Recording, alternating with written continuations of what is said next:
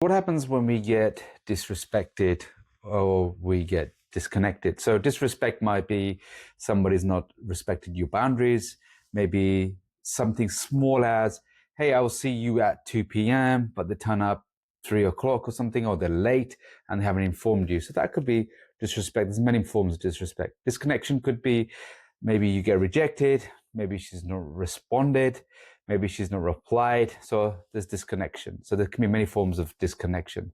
So the feminine energy in us, in men and women, feel pain when we get disconnected. And then the masculine energy gets pain when it's disrespected. So when we have either of these experiences or both of these experiences, then we get into hurt and pain.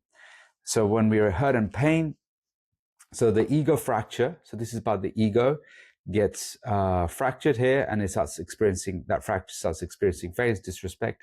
And the emotional fracture is all about, obviously, connections and emotions. When that's fractured and that pains, then it'll create pain and hurt. So when we have a pain and hurt, most people who are, say, anxious avoidant will go to frame control loss.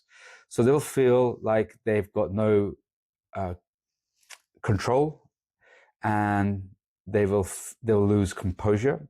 So this is called frame control loss. They will lose all structure, all ability, cognitive thinking, rational thinking. So they will be highly anxious at this stage. And then what happens is, after they become really anxious at this stage, they lose their frame, they will become closed or become avoidant. And when they become avoidant, so they're now closed off to feeling what they're feeling, closed off to any kind of rational thinking.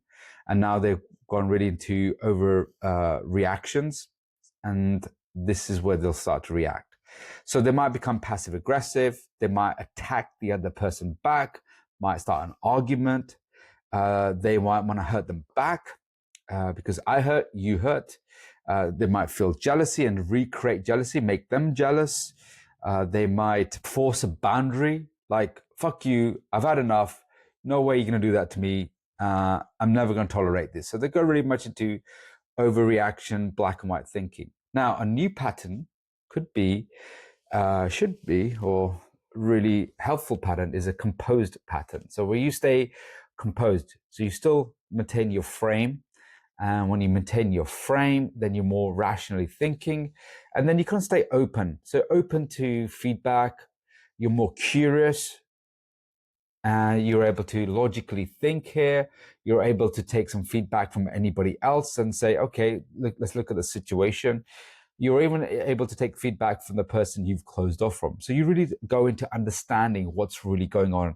You kind of get away from this black and white thinking and go more towards gray thinking. Well, there could be other situations and circumstances that I'm not really understanding and appreciating here. So you're really open and curious.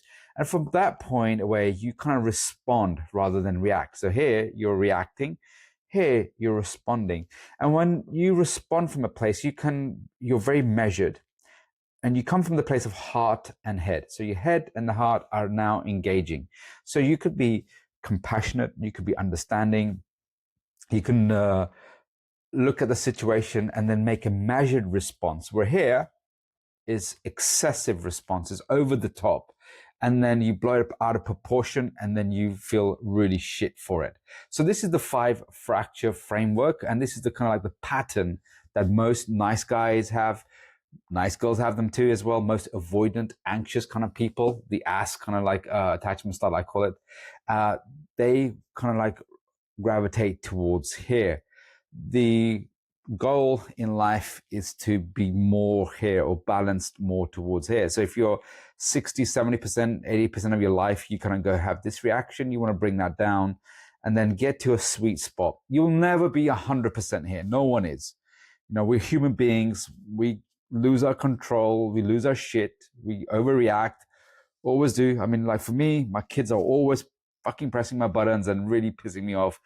As a parent, you will know this, but as you know, in relationships as well, maybe family can be easily piss you off, lovers, husband, wife, whatever. They're always going to be people who are going to be creating disrespect, disconnection, then creating the hurt, and then leading you to this And the thing is, let's go to here. So one of the things that you can do to help you better get here is more nerve fracture. So this is the nervous fracture that's really making you react like this.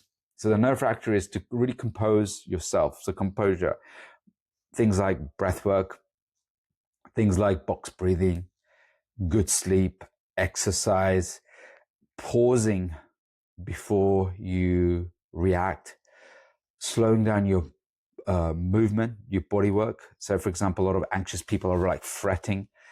One another thing that you can do is really learn to slow down in life. So if you're all over the place, you're constantly on your social media, your mobile phone, and you're constantly looking for like connection because you experience a lot of disconnection internally. So you'll go towards social media quite a lot bit here if you're faced here. So really start to really build good hygiene, health hygiene, and that will then lead to that. And again, this is something that I am avidly working on this as well. It's something that I really struggle with because I'm very much dominant to this side, and you end up hurting other people. You end up hurting yourself, and there's a lot of regret. There's a lot of missed opportunities as well to really look into the other person and create more deeper connections and repairs. So this pattern, again, I'm going to be really formulating this pattern over time. So if you're really experiencing this fracture patterns as a guy, reach out to me. Let's see how we can maybe shift you from here to more of a secure, masculine kind of way. All right. Hope this helps. Stay blessed.